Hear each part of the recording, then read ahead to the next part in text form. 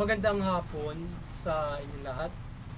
Ito po si Herbert Curia, author, promoter ng The Bible Evangelization. Akibat ang ating pananalig sa ating banal na Panginoon Diyos, banal na Panginoon sa Kristo, at gabay ng kaliwan na galiban ng Santa Maria, ay ating po ibinabahagi sa inyo sa lingkong ang mensahe ng ating banal na Panginoon. Ang tema ng mensahe ng ating banal na Panginoon Diyos ay respeto ang banal na Santa Maria na agapay ninyo sa kaligtasan. Ngayon po ay babasahin ko sa inyo ang mga mensahe ito mula po sa Bagong Tipan o mabuting balita ng pag-aari ng ating banal na Panginoon Diyos sa pamamagitan ng banal na Panginoong Yesu Cristo. At bago po basahin ito ay Happy Immaculate Conception Day. Ngayon, December 8, 2024. Yan. Celebrate po yan every December 8. Yan. So, at ayon po dito kay Apostol San Lucas Kabanata 1, talatang 46 hanggang 49, ito po ang mensahe. At sinabi ni Maria, ang puso ko ay nagpupuri sa Panginoon at nagagalak ang aking espiritu dahil sa Diyos na aking tagapagligtas, sapagkat nilingat niya ang kanyang abang alipin. At mula ngayon ako'y tatawaging mapalad ng lahat ng saling lahi dahil sa dakilang bagay na ginawa sa akin na may likha, na may kapangyarihan. Banal ang kanyang pangalan. Pagpatuloy po natin sa kay Apostol San Juan, Kabanata 12, talatang 25 hanggang 27. Ito po ang mensahe. Nakatayo sa tabi ng krus ni Jesus sa kanyang ina at ang mga kapatid na babae nito. At si Maria na asawa ni Cleopas at si Maria Magdalena. Nang makita ni Jesus ang kanyang ina at minamahal na alagad na nasa tabi nito, kanyang sinabi, Ginang, narito ang iyong anak. At sinabi ng alagad, narito ang iyong ina. Mula noon, siya'y pinatira ng alagad na ito sa kanyang bahay. Pagpatuloy po natin sa mga gawa, Kabanata 1, talatang 14. Ito po ang isa. Lagi sila nagsasama-sama sa pananalangin kasama ang mga babae at si Maria ang ina ni Jesus. Gayon din ang mga kapatid ni Jesus. Pagpatuloy po natin sa mga taga-Roma, Kabanata 13, talatang 8. Ito po ang isa. Huwag kayong magkaroon ng sagutin kanino-man.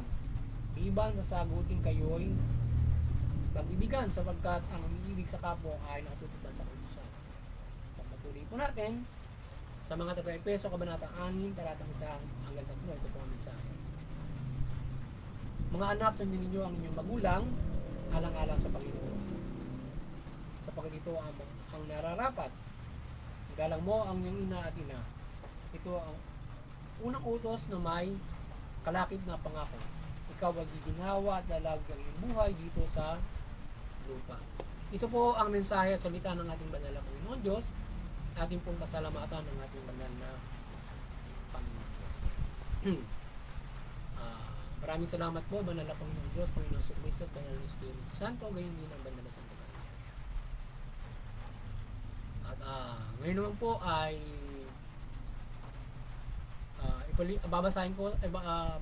ipaliliwanin ko sa inyo ang mga mensahe ito mula po sa tema na respeto ang banal na Santa Maria, agapay ninyo sa kaligtasan.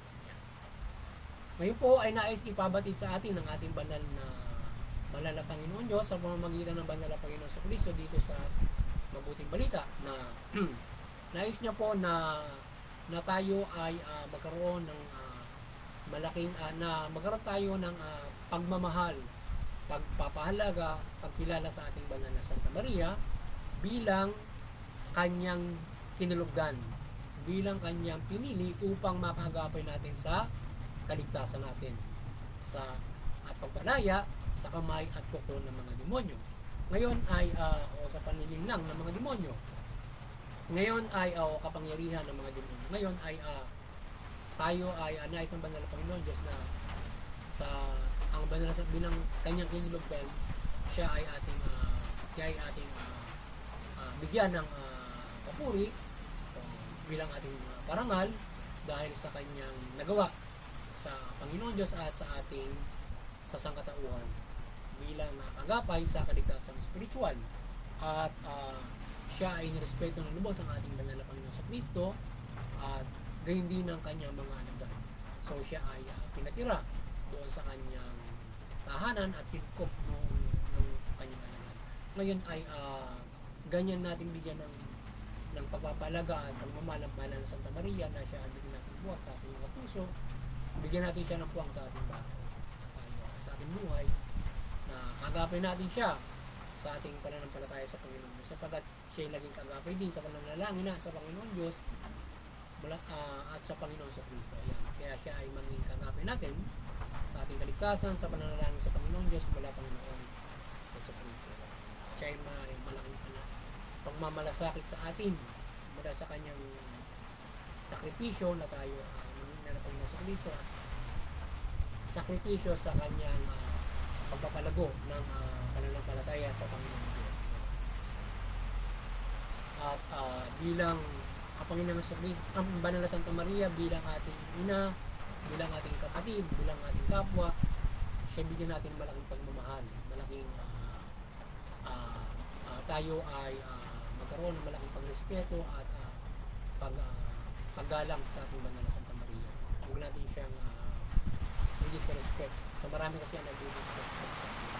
So bigyan natin siya ng huwag paulang pag-respeto at bilang kapwa, bilang ina, bilang kapatid sa ating Panginoon. Kaya tayo siya ay lagi natin kagapay sa ating pananampalataya. At bilang ina, kung siya ay ating sundin natin ng ating Banal na Santa Maria, kaya sinasabi niya, tayo ay sumunod sa ating banal na Panginoon sa Kristo ang pagluto sa atin. At bilang kagapay natin sa pananampalataya sa Panginoon Diyos, tularan din natin ang kanyang sakripisyo sa pananampalataya sa Panginoon Diyos, sakripisyo ng Panginoon sa Kristo. At ang mga pinagad ng Panginoon sa Kristo ng mga Diyos, ating tularan sa pananampalataya na sila ay tumatalima sa gabay naman na sa Panginoon na tayo sa Kristo. Sabi doon, ang pag-respeto natin sa pagkilala sa Kanya, hindi ginawa natin buhay, kaya ang pag-respeto natin sa ating mga magulang, hindi ginawa at lalawin ng ating buhay, sa ating pagkilig, sa ating mga Santa Maria, sa ating pagkilig sa ating mga Panginoon sa Kristo na pagkasubuhan ng buhay. Hindi, sana ay nagabayan kayo ng Bible, ng The Bible Evangelizations sa inyong spiritual na pamumuhay at kayo magkaroon ng malaking pag-asa sa inyong kaligtasan. Patuloy tayong nananampalataya ng paggabay ng Banal na Santa Maria ng kanyang kaliwanagan, ng kanyang pagmimilagro sa atin sa pagbabahagi ng mabuting balita. Yan, gabayan sana tayo patuloy ng Banal na Santa Maria sa ating pag-ibanghelyo. Tayo nananampalataya ng paggabay na yan, tayo naman ay kanyang tinutubon na tayo at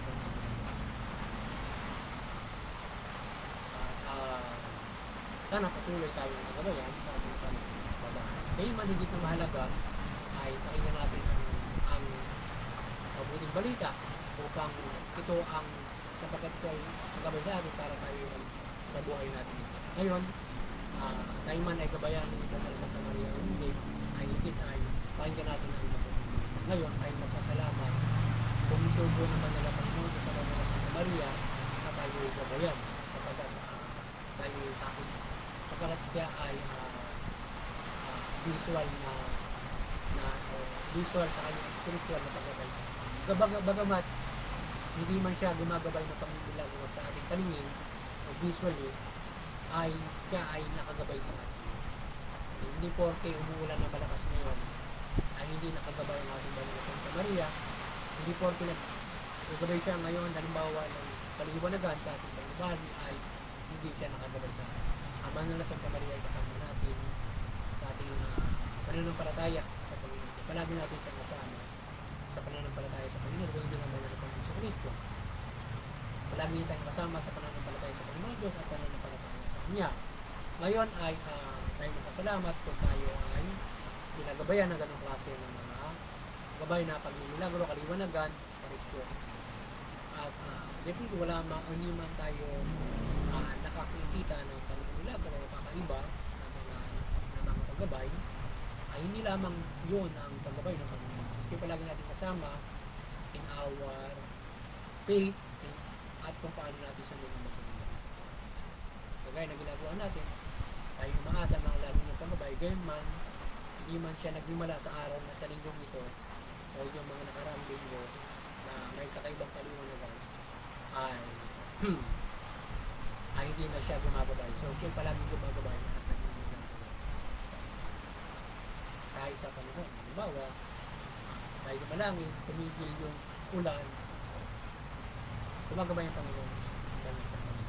Ang mga bagay o tayo gumagabay na dalangin natin na pagkakaroon ng Panginoon Diyos sa ipanahalan ay gumagabay. So muli ay doon sa Interfaith Unity, patuloy tayong magkaisa ang bawat mga reliyon, unawain natin ang ating mga reliyon. Sa gayon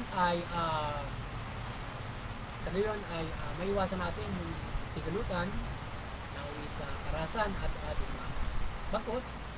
Yung bawat nagkakaisang mga reliyon sa Interfaith Unity ay makagagabay sa bawat individual, komunidad, bansa, nagkakaisang mabansa ng pagkakaisa, kapayapaan at pagtutulungan at mabuting aral ng ating mga reliyon, banal na aral.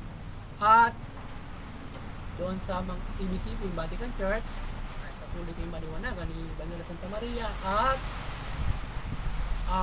kayo ay patuloy mo pagbukulit ng isang kato sa pananampalataya sa Panginoon Diyos mula Panginoon sa Kristo at mabuting ang ating kainan tayo patuloy na nananampalataya ng paggabay ng ating banal na Panginoon Diyos, Panginoon sa Kristo, Banal na Espiritu Santo, rin ng Banal na Santa Maria, mula sa kanyang aparisyon, kaliwanagan at iba't ibang mga pagmimilagro at kapangyarihan na paggabay sa pangbubuklod ng sangkatauhan o pagbabahagi ng mabuting balita. Pagbubuklod ng sangkatauhan at pagpalaganap ng aming kalahari para lahat tayong pailalim ito at kayo ay mabuklod sa pananampalataya sa Panginoon Diyos mula mabuting balita. At gayon din doon sa mga kapamahalaan. Kayo maliwanagan ni Banal na Santa Maria at mabuting balita. At sa ating paglilingkod sa Panginoon Diyos sa paggabay ng mabuting balita, tayo dumadalangin ng paggabay ng Banal na Santa Maria sa Panginoon Diyos na kanyang kapangyarihan sa paggabay sa pamahalaan sa paggabay sa inyo ng mabuting balita. Yung mahala na matuwid, mabuti at tugunin niyo yung karakter. So kaya yung mamamayan ninyo ay makapamumuhay ng magaan, mabuti ayon sa karapatan. Mapayapa at sila hindi ko makawalan ng palataya sa Panginoon Diyos sa maginhawang ko. Magandang hapon sa inyo lahat. Sana ay patuloy na tayo ay pagpalain ng pagpapala at proteksyon ng ating banal na Panginoon Diyos, tagapay ang banal na Santa Maria. Gayun din ang banal na Panginoon sa Kristo, sa pamamagitan ng banal na Panginoon sa Kristo, kagapay ang banal na Santa Maria. Magandang hapon sa inyo lahat.